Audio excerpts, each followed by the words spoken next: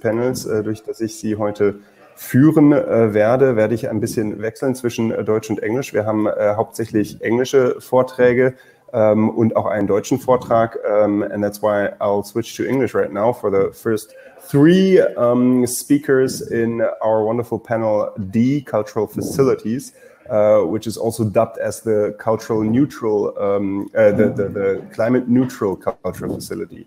I'm very happy to welcome you here, especially to welcome our keynote speaker, Johanna Leisner. I'm really happy that we have you on board today because we're basically in the KulturInvest Kongress. We are the panel that has now a kind of a tradition that focuses on the built heritage and cultural buildings. And the funny thing is, in our panel today, there's only one architect, and the rest are like from completely different domains. And that kind of multidisciplinary approach to architecture is something that architecture needs much more than ever, especially in regards to sustainability. So let me introduce to you Johanna Leisner, our keynote speaker today. As I said, like, she's one of the non-architects, so we're like, she's the majority. I would say she's trained as a chemist. She studied in Germany and the US, and she has been working in cultural heritage research for over 20 years, and that's quite something special. I think, because there's like a lot of heritage protection going on, but actually like focusing on the research on cultural heritage is something very, very special, and I have to say very dear to me. She is and has been the coordinator and partner of the European Union large-scale project in that domain, cultural heritage research. She's the German delegate for the Council of Europe strategy called European Cultural Heritage in the 21st Century, and of the UNESCO World Heritage Expert Group for Climate Change Impacts on Cultural Heritage. Since 2005, she's the scientific representative for Fraunhofer-Gesellschaft at the European Union in Brussels. And that's basically her role today and her perspective from which she'll give us an introduction in her research and ideas in that domain. So please welcome with me Johanna Leisner. Hello.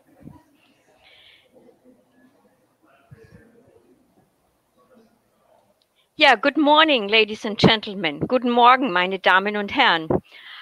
Welcome to our session, which is called Climate, Crisis and Culture. I'm here in Bronnbach Monastery, which is a cultural heritage building, and I'm greeting you to all over the world. The title of my talk today is, what are the impacts of climate change on historic buildings and interior conditions, and how relates this to the European Green Deal? But let me first go back. What is the progress the EU has achieved towards the Sustainable Development Goals in times of climate crisis, as Mr. Habeck and the Minister Schüle said today? Well, there was a lot of progress in the EU with many of the SDGs, but for one, which is very important, which is about the climate action, there was no progress over the last 5 years. And this is really very alarming, because that is exactly what we have to deal with. Next to the pandemics of COVID-19, it is climate change, because against the pandemics, we soon will have a vaccine. But against climate change, there is no vaccine. We have to do something, and especially the European Union. And we also have heard that our cultural heritage is in crisis. It is in crisis and it is under threat from climate change, from the COVID-19 pandemics, but also from environmental degradation, from socioeconomic pressures, accelerating pace of urbanizations, global tourism, and on forgery. And here, this is exactly what we wanted to investigate in our EU project, Climate for Culture. What are the impacts of climate change on our cultural heritage? But let's come back again to what the European Union is doing. Right now, the European Union is discussing the most ambitious project of the European Union under the president of Ursula von der Leyen. It is about the European Green Deal. The European Green Deal wants to make Europe the first climate neutral continent in the world by 2050. And what is the situation about cultural heritage? It is under threat. It is also contributing to carbon dioxide emissions. But this is not at all mentioned in the European Green Deal. This situation we must change. Cultural heritage needs to be included in the Green Deal because even here we are producing carbon dioxide and our cultural heritage and the built heritage is heavily under pressure from climate change. How is climate change affecting our cultural built heritage? There are two factors. One is a direct factor. That means the climate, and this is the average of 30 years of weather events, is influencing, of course, the building envelope and thus also the building interior. It has an influence on the indoor conditions inside buildings. But there are, of course, also indirect impacts of climate change on cultural heritage. We already heard today. For example, the transition to a low carbon economy. Well, how can we shift to resource efficiency? How can we shift to renewable energy? And we have destabilization of political systems and societies, climate refugees, for example. We have a demographic change. We have change of interest. We have no visitors, which is right now a reality through the pandemics because people are not allowed to visit museums. Well, let's come back to the climate. We have been speaking a lot about the climate crisis, but what really does it mean? And here you can see the graph, how the climate has changed over the past 100,000 years. And you can see with this globe, which is fluctuating up and down, that only in the last 10,000 years, the climate was stable. And before, the climate was fluctuating. We had no definite seasons. It was raining in summer and it was dry in April and things like that. And only in the last 10,000 years, we had a stable climate. And that was the reason why we could develop and make our civilization as it is today. And this is exactly what worries me, is that when we increase our carbon dioxide emissions, we are coming back into this situation of instability. The climate system will become destabilized. And this has a tremendous influence, as Mr. Habeck also said, on our agriculture, on our food security. And this is what we have to fight against. We have to decrease our carbon dioxide emissions. And here, in the next slide, you can see there are two emission scenarios. Oh, this doesn't work. Yes. Two emission scenarios you can see on this planet Earth. On the left side, you see it is called RCP 2.6. This is an emission scenario which we should achieve according to the Paris Climate Agreement. And on the right side, you see the so-called RCP 8.5, and that shows you the increase in temperature on the track we are right now. This is exactly the situation where we are right now.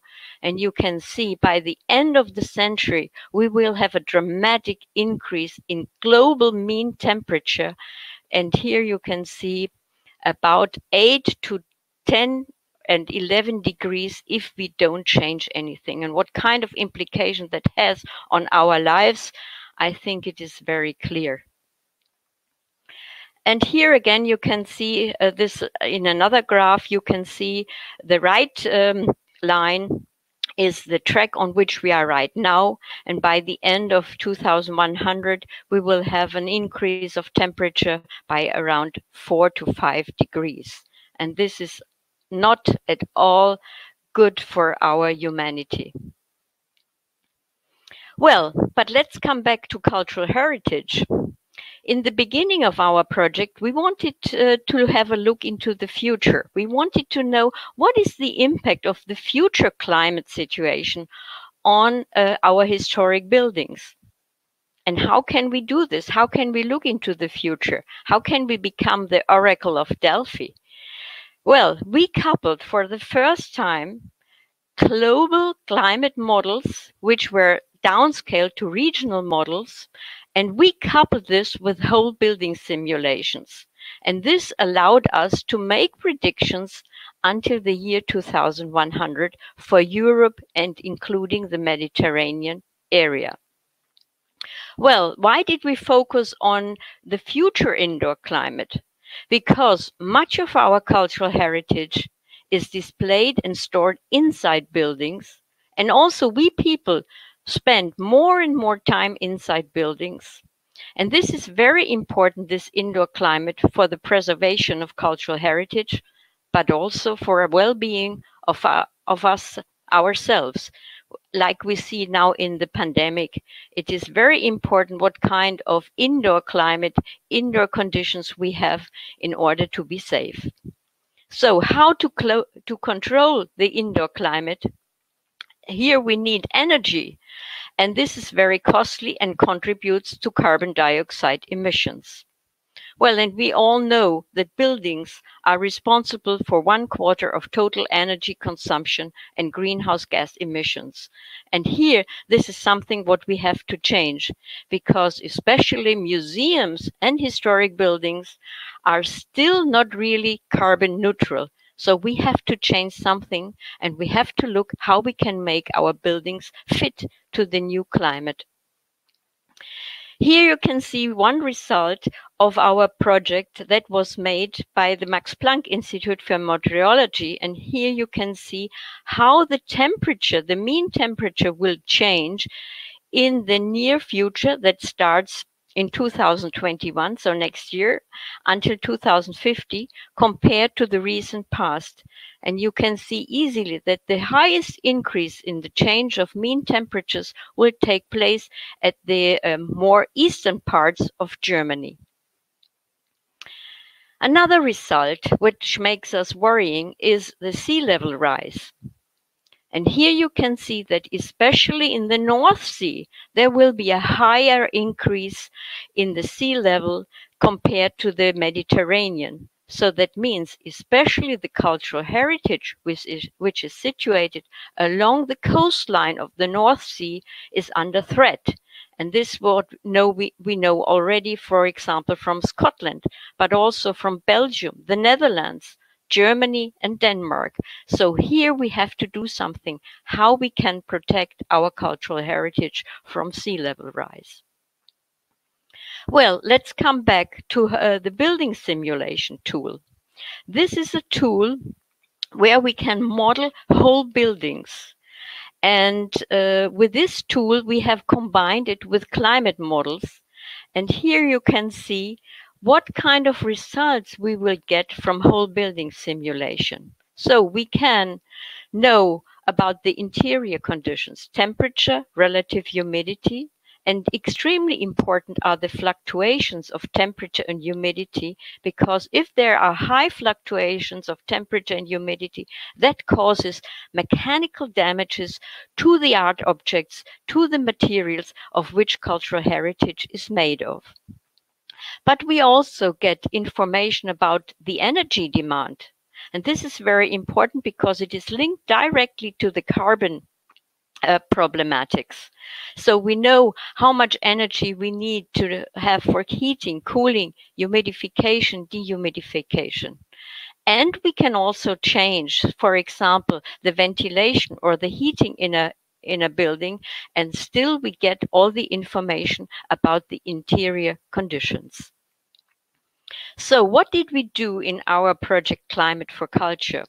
We have been using 12 different climate parameters from the regional climate model And this you can see on the right side. That was not only temperature, relative humidity, but also about wind speed, wind direction, global radiation, cloud coverage. All these parameters we needed to have from the global climate model on a very spot of 10 by 10 kilometers all over Europe in order to put it into our whole building simulation tool.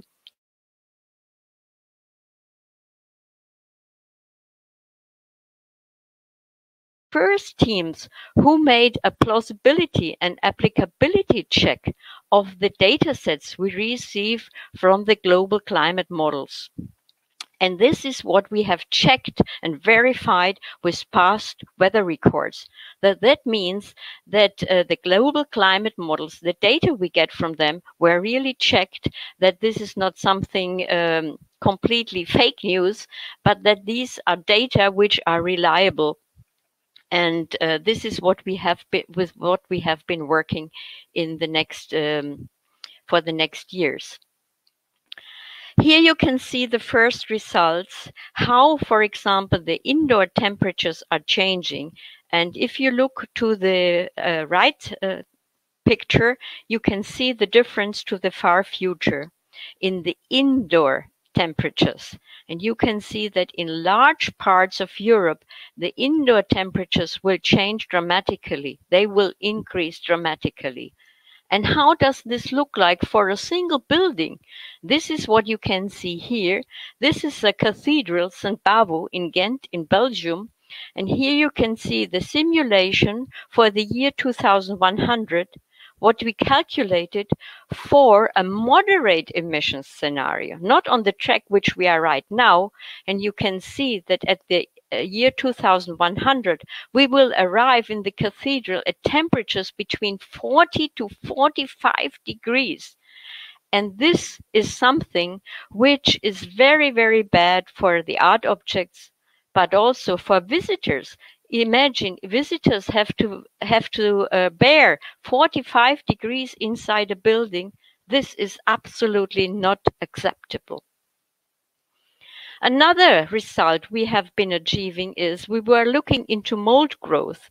For example, in some areas in Europe, there will be much more rain, for example, in the area of the Alps in Germany, and mold growth is also an important danger, not only to art objects, but also for us human beings. Mold growth spores are very, very dangerous and can damage our health.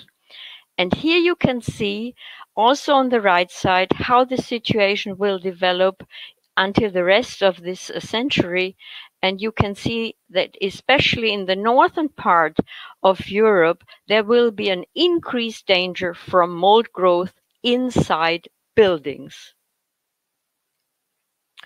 But we also looked into insects.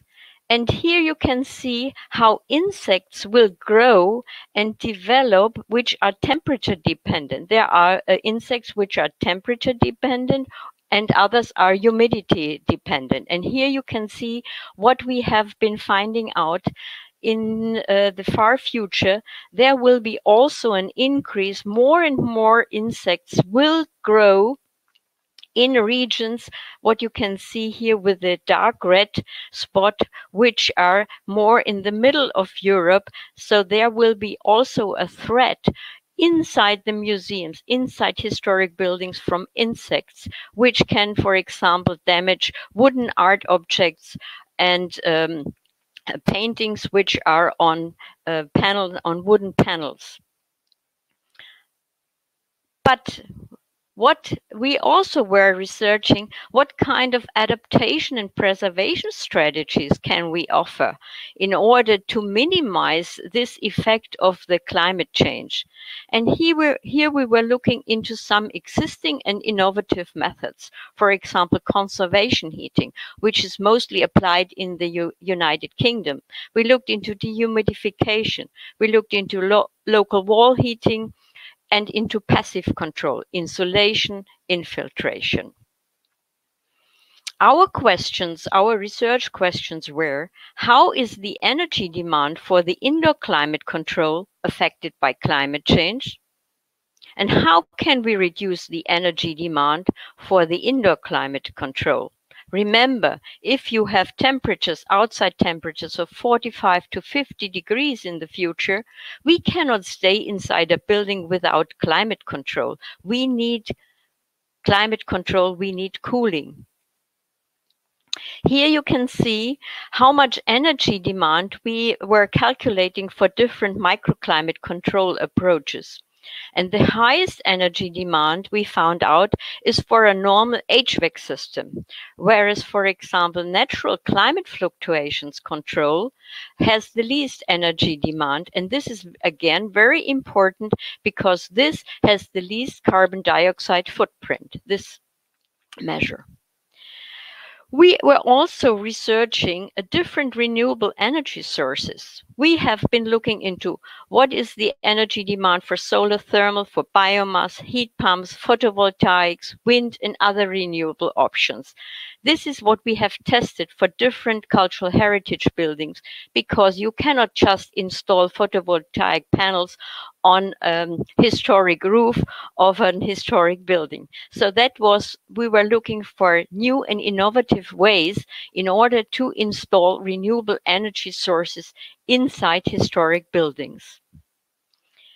And here you will see our most important finding for the future energy demand, because that is coupled with the CO2 emissions for buildings. Here you can see the change from the recent past to the far future for only a moderate scenario. And you can see that we need much more energy for cooling and much more energy for dehumidification all over Europe.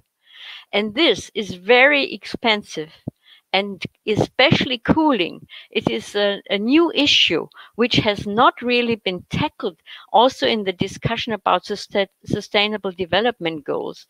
Here we have to look for energy, climate neutral demands for cooling and dehumidification. How we can cool our buildings, because even we human beings cannot survive in buildings where we have average temperatures to 40 to 45 degrees.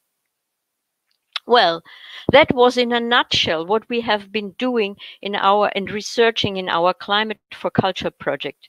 We were using a historic building, and with this building we were flying through time and space all over Europe, including the Mediterranean area, to find out how historic buildings are affected all over Europe from climate change and what kind of energy demand we will have in the future to meet these challenges. Yeah, here you can see our model building, which we were sending all over in time and space, all over Europe, in the different climate zones in the future. And this project was only possible through the generous funding of the European Union, which funded this project over 5 years with €5 million. And we had a truly multidisciplinary team from all over Europe, including Egypt, and we have included climate modelers, engineers, heritage managers, conservators, and even economists, for example, from the London School of Economics and Political Science. Yeah, I'm now at the very end of my talk. And my main message is we need more research on simulation and modeling, because this is one of the keys to a sustainable future. If we are not applying simulation and modeling, if we want to do trial and error, and then this progress can only happen by trial and error and is not based on sound scientific data. Thank you very much for your attention. Well, thank you, Johanna, for this really insightful presentation you just gave to us. And I think it's something really, really important that you were talking about, the research you're doing and also the different results you produce with your like really extensive research, especially because I think this kind of research is something architects who are building right now, like contemporary cultural buildings, be it concert halls or museums, they should know that people like you exist and they are doing research like that so that they actually can learn from it. Because that's something I mean, my background is like, I'm not an architect, I'm a sociologist, but I worked for architects and with architects a lot, and still until today. And usually there is no time to actually have the opportunity to get into more touch and contact with people like you to actually learn from it and to get an idea for the own possibilities of the own design process. So thank you very much for that. I have actually a lot of questions. We don't have so much time, but before I start bombarding you, I would ask the audience, like the two people we have in our nice little conference room. Well, one people. I'm correcting myself. Claudia, do you have any questions to our keynote speaker? Is there maybe something you would think your institution could learn from? That's kind of mean to actually address the audience now directly, and maybe it doesn't work with the okay, no questions at the moment. Wonderful. So basically I have more questions. I have more time for my questions, because I was thinking you're saying, Johanna, that there's a need to rethink the ways how we dehumidify and also cool down our cultural buildings. So there are actually right now best practice examples. I would think, for example, if I look to the United Arab Emirates, how in Bahrain, for example, the National Museum is built. It's a lot about natural ventilation. Or the Opera House in Tenerife by Santiago Calatrava. It's a very, very interesting way of how he would connect inside and outside spaces, use the air of the sea, because it's directly at the Atlantic Ocean, but still trying to protect it from it. But those best practice examples, they're affected by climate change too, aren't they? Yes, of course they are, and especially when buildings are located inside in cities. Here we have the so-called heat island effect. That means that the average temperature in city centers, if they are not very well ventilated, are 4 to 5 degrees higher than, let's say, if your building would be in a rural area. And with our tool, the whole building simulation tool, we can exactly simulate this kind of heat island effects, how a building will react in different climate zones. And I know that this tool is, well, we are at the research, at the very cutting edge of the research, is not really yet introduced into the practice of architects, that they should use much better these simulation tools so that they can see whether their climate control system, their HVAC system, is really fit for the future climate. And that is something which has not really been taken up so far, but we hope that with the increasing awareness of the people that climate change is really happening and that it is dramatic what is happening, that they are using more and more this kind of simulation tools. For example, in the automobile industry, this is state of the art. Nobody, no company, whether Tesla or Mercedes or BMW, never would build a car without fully simulating it before. Nobody will do trial and error. But in cultural heritage, we are far away from this simulation and modeling practice, because that is also what I would like to say. We have really not much of research into cultural heritage, because simulating a historic building is much more demanding than simulating, let's say, a modern building which is made of homogeneous materials like concrete and steel or glass. In historic buildings, you have so many different materials which have different physical parameters. And this, to set up such a whole building simulation tool, is right now still very costly. But if we would have more research and if people would use this tool much more often, we know that the price will become less because we have then a big database. We could use artificial intelligence to create the data. But this will not happen without research. And for example, in Germany, I have to say, unfortunately, we have no research program at all where we can study these kind of things. And that was only due to the European Union that we could develop these kind of tools, but that was only one project for the whole of Europe. I mean, that's really nothing. And we need more people who are working in this field, in this research field. But this has to do, of course, also with finances, with budget. Exactly.